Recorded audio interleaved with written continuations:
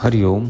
उपास की जो साधना होती है या जो उपास रखने की जो तप होता है या तपस्या होता है, उसके लिए सबसे अनुकूल समय जो बताया जाता है वो सावन का महीना बताया जाता है। क्योंकि सावन का जो महीना होता है उसमें मनुष्य का जो पाचन तंत्र है वो धीमी पड़ जाता है प्रकाश की कमी होने की वजह से। तो उसमें बहुत सारी चीज़ें वैसे ही परहेज पे रहती है कि जो साधना करते हैं, जो साधक या जो यौगिक क्रियाओं में है या योग में है, उनको कुछ कुछ चीज़ें नहीं खानी होती हैं, या भर पेट अगर आपने खाया तो आपको उसका नुकसान उठाना पड़ता है।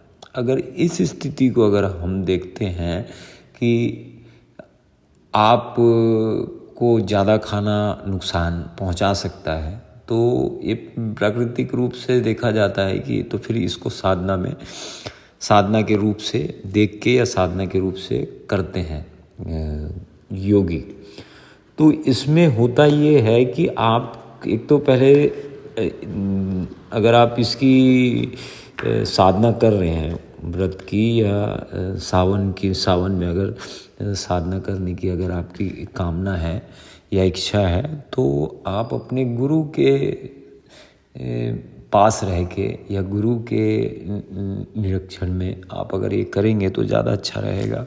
क्योंकि बिना गुरु के, वो भी अच्छा मतलब जो जानकार गुरु रहते हैं या जिन्होंने साधना की हुई है सावन की, उनके पास में ही रह के करें तो ज़्यादा अच्छा रहता है। क्योंकि इस पे आहार जो होता है वो तो चलता ही है, लेकिन क्या खाना है, कब खाना है और कितना खाना है और कैसे खाना है, ये सारी चीज़ विधि बताई जाती है। और खाना भी एक ही टाइम है, तो वो जो टाइम है वो निर्धारित करता है आपके स्ट्रक्चर के ऊपर में, कि ऐसा नहीं है कि मेरे को इतने बजे से इतने बजे खाना खाना है तो आप भी उतने बजे, ऐसा नहीं है। वो निर्धारित करता है साधक के तप के ऊपर कि उसका तप कितना है, उसके अनुकूल ही ये जो व्रत की या ये जो उपास की जो क्रिया है वो आगे बढ़ती है। और उसके बाद में जैसे अन्न को एक टाइम रोकना है और उसके अंदर में फलहारी नहीं रहेगी या रहेगी, वो सारी चीज़ें गुरु के पास रह के ही साधी जाती है। इसमें ये आप बोलोगे कि मैं सीधा उठूं और ये चीज़ करूं तो इसका नुकसान भी उठाना पड़ सकता है। अब इसके लाभ की बात करते हैं, तो जो व्रत साधना होती है या उपास की जो साधना होती है, उसमें जो भूख होती है वो केंद्र में रह जाती है साधक के।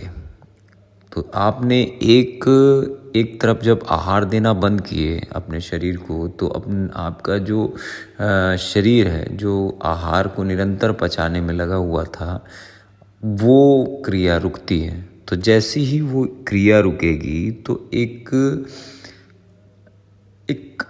व्याकुलता पैदा होती है साधक के शरीर में या साधक के जीवन में।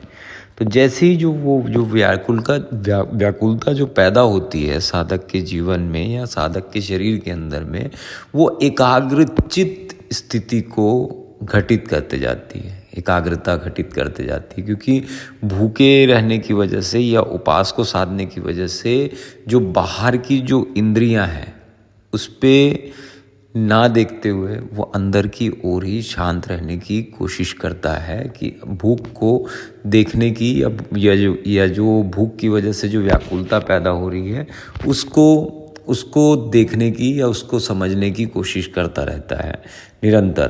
तो इससे एकाग्रता आपके शरीर के अंदर में घटित होती है, साधक के शरीर के अंदर में घटित होती है। फिर साधक का जो मन है या जो उसकी साधना है वो फलीभूत होने लगती है। ये इसका फायदा इस भांति समझा जा सकता है कि जब साधक भूखे रहता है तो उसके सामने में कोई भी वस्तु अगर रखी जाए, जैसे आपको एक हफ्ता हुआ है आपको कि आप तीन वक्त 3 टाइम जो भोजन ग्रहण करते थे वो अब एक ही वक्त हो गया है, तो आप ये चीज़ देखेंगे कि आपके सामने जब वो 3 वक्त की जब आप भोजन कर रहे थे तो कोई भी चीज़ आपके समक्ष आती थी तो आप उसमें जिज्ञासा लेते थे या आप वो काम को करने की वो करते थे, भले आपको समझ आए या ना आए या आपके मतलब की हो चाहे ना हो। लेकिन जैसे ही आप उपास साधना पे आना शुरू करते हैं तो एक चेतना अंदर से घटित होने लगती है कि जो आपके मतलब का है वही आप देखेंगे और जो आपके मतलब का नहीं है वो नहीं देखेंगे। उसके बाद में फिर जो आपके मतलब का भी है उसमें भी छटाई होनी चालू हो जाती है, वो भी छनना शुरू कर देता है। फिर आपकी जो एकाग्रता है वो डिसाइड करती है कि क्या उठाना है क्या नहीं उठाना है और ये मेरे योग्य है कि नहीं है।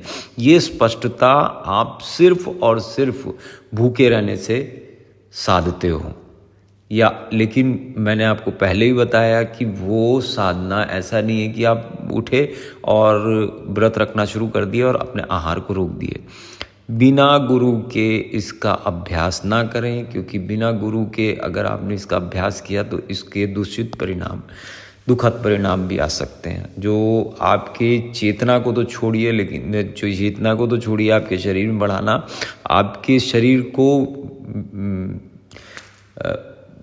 बिगाड़ भी सकती है, विषैला भी कर सकती है, क्योंकि उसे संभालना या उसको साधना ये एक विधि के अनुकूल चलती है और इसे उपास साधना कहते हैं। और इसके लिए सबसे बढ़िया समय जो होता है ये चतुर्मास और सावन का होता है। इस पे कई लोग तो 3 महीने का व्रत रखते हैं। जैसे जैसे आदमी की